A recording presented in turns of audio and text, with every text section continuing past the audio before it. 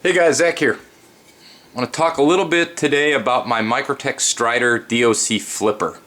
Those of you guys in the know that this one received Collaboration of the Year this year at Blade Show, and that this knife is a collaboration between Mr. Marafione of Microtech and Mick Strider. You could tell by the handle here that it greatly resembles an SMF, full-size SMF from Strider knives. This one, of course, is a flipper. It has this nice multi-grind. You want to call it a nightmare grind or so on. I've heard some people say that this flat portion here was hollow ground. To me, it appears to be flat ground. I lay a straight edge on it. I would say that this flat portion is actually flat ground and not hollow ground. And then you've got this nice thickened tip edge here and an unsharpened swedged across the top. Now the overall specs on this knife, it's about 9 inches in overall length. The blade's about 3.75 inches. It's about 7.1 ounces. It's a fairly heavy knife. The handles are aluminum. It's got this grip tape inset like Microtech has kind of been known for on some of their older knives. Solid titanium backspacer. You got your Strider-like pattern here on the handle, and then a nice little lanyard hole here on the back. The locking side, you've got Microtech's, I think they call it a sub-lock. It's kind of like a captured frame lock. And then, of course, you've got your little wear bar here. The lockup on it is crazy stupid early. I'd say the lockup is in the 20% range, maybe even a little bit less. And it's completely smooth. You know, easy one-hand operation, no issue at all, no stick, nothing. Locks up totally tight.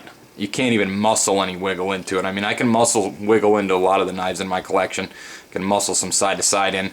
No side to side, no up and down whatsoever. Okay, so this one is Elmax, and I think they made mention somewhere in some video on YouTube that, you know, this might be a special run where these first batch are an Elmax, and I would assume that Microtech's probably going to go back to their S35 VN on future models, and probably, at least I hope anyway, go back to the regular conventional grind, making these first ones a little bit more special. I picked mine up from Going Gear. They sent me a nice little Right in the Rain pad with it. This was my first order with Going Gear, and that was pretty cool. Get a little something extra. I ordered a satin one. They had satin and black available on their website. Of course, this one is not satin. I ended up getting Bead Blast. I don't think they actually had any satin ones at all. They just, I don't think they knew any better. Not a huge deal, but I'm not the biggest fan of Bead Blast generally. Just because, like black or any of the coatings of Bead Blast, even though it's not a coating, it tends to show scratches and scuffs through use. And for any knife that I might be thinking about selling in the future, I don't like, so you can see, I haven't done anything with it yet, but you can see there's some little bit of rubbing right up here already on the Bead Blast. And, you know, I got it that way. It came right out of the box that way. It hasn't been carried or anything yet. But anyway, that aside, Going Gear, great company to order from. They got this thing in the mail the same day, and I got it, I think, 2 days later. So real, you know, double thumbs up to Going Gear for their customer service. Whether or not I'm going to keep it, I'm not sure. I really want to love this knife. I love this this forward choil, kind of a different type of choil design, not completely symmetrical. At first I didn't think that was going to work very well for the finger. It was going to be uncomfortable, but it couldn't be more wrong. Your index finger just goes in there so snugly and sits so tight. Now you guys with the bigger hands, that might be an issue for you.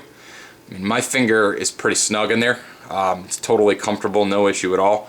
And just like a normal SMF, as you would expect, the ergonomics on the handle are perfect. You know, it fits in your hand perfectly. The real only difference from the standard SMF in terms of ergonomics is that this forward choil is, you know, it's kind of scooped out here like a wave.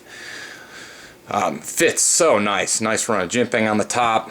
You got your oversized milled Microtech blade stops, which this knife is so smooth and the D10 is so nice you can actually open it with your thumb. You can use that as a thumb stud if you didn't want to go the flipper route. Onto the flipper is perfect. This thing flips out like so nicely, like every flipper should. You don't have to have any wrist action at all. You can flip the thing right out from any position, from the tip, you know, from back here. No matter which way you engage that flipper, this knife is pretty much going to come flying out. It's crazy smooth. You got perfect centering, perfect lockup, perfect flipper action, perfect handle design, which again, being that it's a Strider handle design, you'd expect nothing less. Perfect lock. Takes me to the clip. The clip sucks. You know, I can't mince words. I don't get what is going on with this clip. You know, this knife, at first I thought the issue was going to be how deeply it rides in the pocket, and I could show you. Take a look at that. Here, let me move some of these guys aside. Take a look at just about how deep it rides. And it is tight. It is a tight clip for sure. Get it all the way down here on my tech mat. So you're gonna have about that much of the knife coming out of the top of your pocket. Now once it's in your pocket and you've got a back on it, it doesn't seem to stick out nearly as badly, but something to note for those of you guys who like, you know, the folded over concealed carry type carry, this thing rides fairly high. Pull it off here. Again, the clip is super, it's got a ton of tension on it. If I ended up keeping this knife, which I'm still not sold on, I'll probably have to bend that to make it a little bit more loose. So that not being a huge issue for me, the huge issue is right here. This schwa right here. I mean, take a look at that thing. Let me see if I can get my camera to focus on it. Look at how far off of the knife that thing bends. That's insane. It's insane. I don't get it. I don't get it at all. When you're holding the knife, this clip, look where it is on my hand. If you're holding it in the choked up position, it's poking me right here, right in the meat of my hand. If I'm holding it in the standard, the further back position, let me get around here, same thing. You know, it's poking you in the hand no matter which way, no matter what way you hold this, unless you hold it way back here.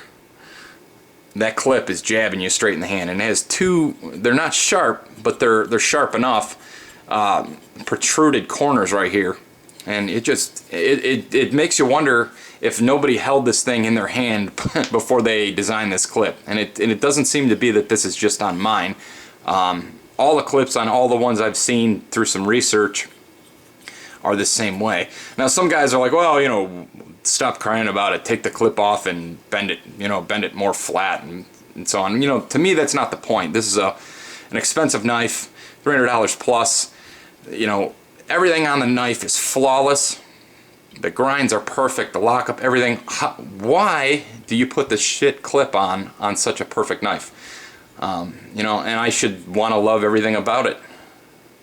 And the clip for me is a big negative. I really don't like that clip at all.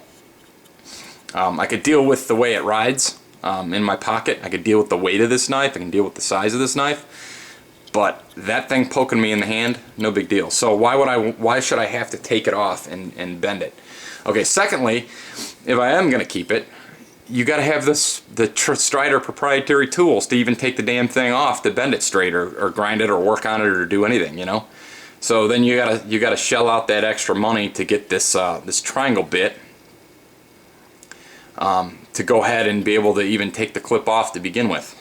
You know, so you know, big minus for me on this clip. I don't know. I think you're gonna see some of the guys that are putting up videos that are getting some of these first runs of production DOCs, that you're gonna see that the clip is the thing they hate the most about it. And a lot of them are going to be saying that they want to modify the clip. Other than that, this knife is awesome.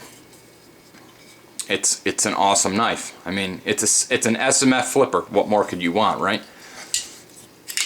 flips perfectly. These are initial ones, I'm not sure if I said already, are Elmax. Microtech, I assume, will be going back to S35 for future production runs, but maybe I'm wrong on that. Anyway, let's just do some size comparisons and let me get on out of here. Here you are with your SOCOM Elite. Put it down here on the table next to the SOCOM Elite. See, it's about the same overall size. Of course, the SOCOM Elite is much lighter. Here you are with your S&G. I don't actually have an SMF to compare, but if you check out Vance's channel, you could see you could set an SMF right on top of this thing, and it's almost a mirror size. Here it is compared to the S&G. So it's quite a big knife, for those of you guys who are wondering. And finally, here it is next to an 0560. So you guys that have the 0560, you know it's a pretty decent sized knife, kind of XM24 size. This knife is about the same length. It's a little bit longer, and you get a little bit less cutting length on the blade, but the blade sticks out every bit as far total length. So here you go. The aluminum handles, I love this aluminum handle. I was kind of not sold on this knife originally. The G10 handles they showed on some of the early versions were cool, but this aluminum, I really dig the way Microtech does aluminum handles. People pay extra for aluminum handled striders, so it just goes to show people are going to pay extra for anything that isn't standard configuration. But I would love an SMF, an actual regular SMF with this, just slap this handle on it. Give me this design and everything in aluminum. I would love it. Anyway, you guys have any questions about this knife, or if you want to take it off my hands, I might be persuaded into selling it. I'm not totally sold on it merely because of this pocket clip.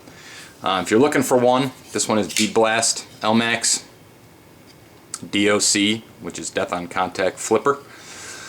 Anyway, thanks for watching as always, and I'll talk to you later.